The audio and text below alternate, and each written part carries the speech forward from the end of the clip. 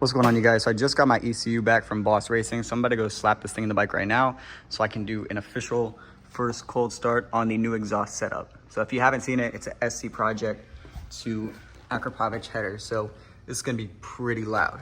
So let's install this.